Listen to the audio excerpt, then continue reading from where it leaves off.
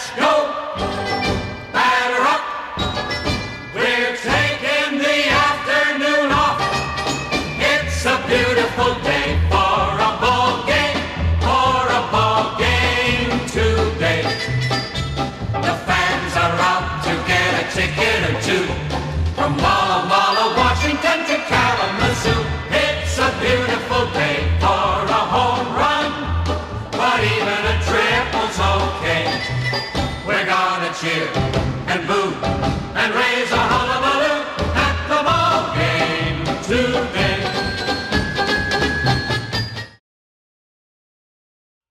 Hey everybody, it's me, Rick Acosta, the Dodger card collector, coming to you with another video, another late night video. It's Friday night, October 6th. I'm getting used to this October, or these late night videos.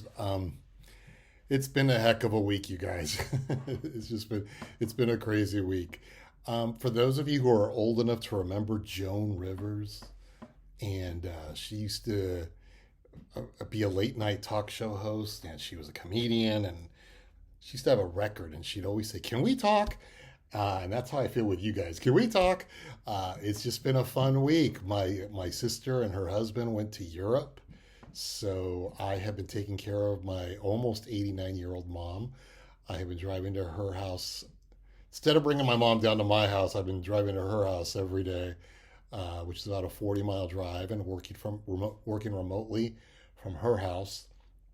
And it's just been fun. If any of you have ever spent time with an older parent, and mom asks me every 15 minutes if she can make me lunch or if I want something to eat, it's just really funny. And she's definitely going through a period of, she has Alzheimer's, if I haven't mentioned it to you. And, she's just really funny to talk to sometimes. And, even though her memory's going, she's still really funny. There's just some things she's doing that'll make me laugh long after this is all over and we've all moved into a different path. But it's just been a crazy week. 14-hour work days. One of my employees is on vacation, so it's been fun. So this is kind of a relief for me to get to do this. And we're in the middle of the baseball playoffs. The NLDS starts tomorrow, but we just finished the wild card round. The Blue Jays. The Blue Jays, the Rays, the Marlins, and the Brewers are out. The Twins, the Rangers, the Phillies, and the Diamondbacks are in. I don't know who's going to win. Phillies are playing the Braves. Dodgers are playing the Diamondbacks. And I believe the Astros are playing the Twins. And that leaves the Orioles and the Rangers. I don't know who's going to win. The only thing I can tell you is starting tomorrow at 6:20 Pacific time, I will officially become the curmudgeon of the neighborhood. This happens to me every October. It's funny because you guys know I love my Dodgers, but every October I sit there stone-faced watching every game. And, it's great when they're winning, but when they're losing, the whole cycle of, here we go again, another year that they're not going to win. And kind of takes me back to what 1950s Brooklyn Dodger fans went through. Every year they'd play the Yankees, every year except 1955 they'd lose. So that's what it's like to be a Dodger fan. A lot of heartache. But I know you can all say that about the teams you root for. And some of you are sitting there saying, hey, your team's in the playoffs. My team sucks. And, they've been out of the race since June. So, this will be a fun few weeks. Let's see how I last. How do I expect the Dodgers to do? I don't know. I have been very negative towards them the entire year. I think I was quoted as saying they might be a 500, 90 victories at the most, and they managed to win 100 wins and get 100 wins, win another NL West title. It's not too difficult in that division, though I will say the Diamondbacks are a good team. I don't know what happened to the Padres. I don't know what happened to the Giants. The only thing I tell you about the Giants is that they fired their manager. So should be an interesting NLDS. Football, we're into week 5. my Rams, the Philadelphia Eagles are in town and they're playing my Rams. I sold my tickets. I didn't want to sit with a bunch of Eagles fans all Sunday afternoon, so I sold my tickets and I got a good price. I noticed the NBA season starts tomorrow. The Lakers are playing the Warriors. I should say the NBA preseason. They're playing the Warriors, and the NHL opening night is on Tuesday, and on Wednesday night the Kings are playing. So really excited. I said this on my last few videos. It's just a great time to be a sports fan, and I look forward to this time every year. The only thing that kind of bums me out is my favorite sport is baseball, and I'm used to watching the Dodgers every night, 6 months out of the year. And when the season finally ends and there's no baseball, yeah, there's football's on Sunday, Monday, and Thursday, and hockey's every other night, and basketball's every other night. It's just not the same thing. But still, it's a great time to be a sports fan. Hobby wise, it hasn't been quiet for me, at least. I've won some cards that I'm still waiting for in the mail, and I'm hoping that they'll arrive so I can show it to you for my next video. Tomorrow there is a show in Del Mar, California, which is down by San Diego. And I have not been, and I was thinking of going, but I'm going to be out of town in about a week, so I was kind of like, I don't want to drive down to San Diego. And so I'm going to instead hit this small free show in Brea, which is in North Orange County. And I want to see what that show's like because I've never been to it. It's one of those shows at the NBC Suites that usually has tons of modern basketball and modern football, but like I said, it's been a while since I've been to one in that area, so hopefully things will be better. I don't know what the Del Mar show is like. I know some people who have been out there and haven't heard much of a peep of what's going on, so we'll see what happens. What do we got going today?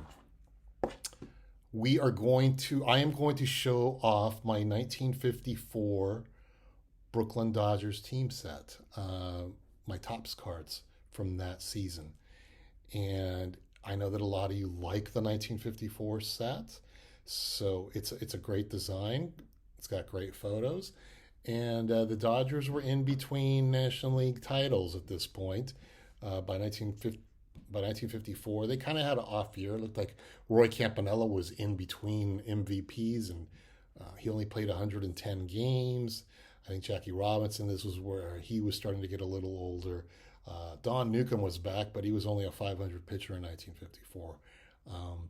And yeah, in 1954, things would get better the next couple of years. But still, Topps put out a great set. And I'm actually going to show you some of my Bowman cards, too, just because we're still in the middle of the Topps Bowman Wars. And there are guys that appear on the Topps sets that don't appear in the Bowman sets and vice versa, including some Hall of Famers. So I thought I'd show you some cards from 1954. So I'm going to turn the camera around because it makes things a lot easier, and I'll be right back. So 1954 is the fourth year of the Topps giving us baseball cards, and I would say that they were putting out some good products here. 53 was a very nice set. I often say that 1953 is the best year of sports cards, of baseball cards produced between Topps and Bowman. You can't say the same for 54, but Topps did a really good job, in my opinion. We've got the yellow background, we've got the big profile photo up here, and then we've got like the little action shot here in black and white. And here's Preacher Rowe. And he'd been on the Dodgers now for several years by this point. And that's his card. Next up, this guy has a nice card in Topps and Bowman. Junior Gilliam. I know him as Jim Gilliam. Most Dodger fans do. And the reason that I like this card is because a lot of the Dodger cards have a green background, a yellow background. This one is the only one with the white background. There might be one more, but I'm not sure. But that's Jim Gilliam. And let's see, Coach Billy Herman. I find it interesting, and maybe it was because the Dodgers had a brand new manager in Walter Alston. But I go, why does a coach have a card and the manager doesn't? But here's Billy Herman. And he had a couple of cards with the Dodgers as a coach. And let's see, Clem Labine with the green background. There's not too many bad cards in this set, I will say that. Let's see, who's next? Ben Wade.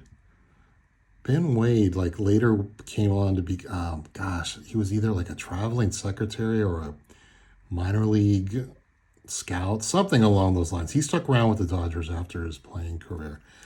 I should know these things, but sometimes I tend to forget. So there's Ben Wade. Rube Walker, backup catcher to Roy Campanella. I think he also went on to coach, become one of Gil Hodges' coaches on the Mets on the 1969 team. But there's Rube Walker. Let's see, Johnny Padres. He was about to do great things in 1955. His second-year card from 1954. Johnny Padres. And the next guy I'll show you, I actually know very little about. His name is Jim Hughes. And I got to double check because I think I have two of these. And this card has a nice big crease right there that I'm just noticing for the first time in the history of me owning this card. It's funny. Sometimes you just don't look at your cards. But there's Jim Hughes. And here is Bob Milligan. Bob Milligan. Looks like when we get to the higher numbers, I know the least about these players. Charlie Thompson. Oh, here's another card with the white background. Okay, so the Dodgers did have two cards. And it looks like he's another of Campanella's backup catchers. And let's see. Don Hoke. Yeah, I think he became more famous with the Pirates. But here's Don Hoke, an infielder. I will save some of my, I'll save the graded cards for last. So that's my 1954 Topps. And then all the Bowman cards I'm going to show you are players that did not have Topps cards produced that year. So we're going to start off with Carl Erskine. You know, I know that the 53 Bowman set is amazing. I will be the first to say it. I don't think the 54 is that bad. A lot of people complain about it. And yeah, when you compare it to 1953, the previous year, it's a dud, but it's a good looking set. I actually like it. I like it more than I like the 55 set. So when I lose half my subscribers for putting down the 1955 set, I'll completely understand. But here is Carl Erskine. Third baseman, Billy Cox. This was going to be his last year on the Dodgers. By 1955, he was in Baltimore. He played in all those World Series in the late 40s and the early 50s, and then they trade him, and the Dodgers win the World Series. And there's Billy Cox. Here's another fun card, Billy Lowe's. See, I just like these shots. I really do. Here's one of my favorite cards from this set, and that would be the Pee Wee Reese card. Pee Wee does not have a Topps card that year. So that's Pee Wee Reese. Good photo. Harold Pee Wee Reese. Here's another guy that doesn't have a Topps card, and that's Hall of Famer Roy Campanella. So Campy doesn't have one. Pretty loyal to Bowman back then. I think Campy has a Bowman card every year, except for 1948. Let's see. Here's another card that I like, just because I like his smile. That's Carl Furillo. So there's Carl Furillo. And then I like the background on this photo, on this card. Don Newcomb. Don Newcomb. Topps missed out on a lot of players. I think the 54 Topps set is only 250 cards, something like that, I think. So they missed a lot of guys, and they can't have set. I understand they're going to say, well, we couldn't have all these Dodgers and Yankees on the set. Here's Russ Myers. Russ Meyer. And last but not least is George Shuba. So these are all my Bowman cards of players that did not appear on the Topps set. And my last Topps cards, I always save the graded ones for the end. And first up is Duke Snider. I just showed him off recently in a video. And that's arguably one of my favorite Duke Snider cards, that's for sure. And it's a good looking card, Duke Snider. I think I paid a whopping $50 for this card. And I remember complaining back then. Now I wish I could, now I wish I could do it all the time. Jackie Robinson. Here's the Jack card. This card, I don't know if you guys remember this. This was a couple of years before COVID, like 2017, 2018. eBay would have a lot of 15% off sales. And somebody on Facebook said, eBay's having a sale, use this code, and next thing you know, I had this card on my watch list. It brought the card down for $25. It brought the card down by $25, and that was enough to make me want to buy this card. I think this was probably the second Jackie Robinson I ever owned. It's a good looking card. So that's Jack. Two more cards. Gil Hodges, that's a good looking. He's got a good pose, or he's got a good smile. But there's Gil Hodges, 1954. He had a great year in 1954. And my last card is arguably, he's definitely not the greatest Dodger. I will tell you that. Tommy Lasorda. I think he played less than a year on the Dodgers. He was a career minor leaguer. But this is his rookie card. And this is a very old slab. My brother gave me this card years ago as a Christmas present. And so it's not going anywhere, obviously. But this was his rookie card. And I'm not really into manager rookie cards, but obviously Tommy Lasorda is kind of different. So love having this card in my collection.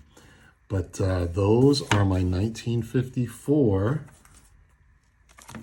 Topps, and to a smaller extent, Bowman cards. 1954 was a great year for the Dodgers. No, it wasn't a great year, but 1955 definitely would be. But if you stuck around this long, thanks so much, and we'll catch all of you next week. Take care. It's a beautiful day for a ball game.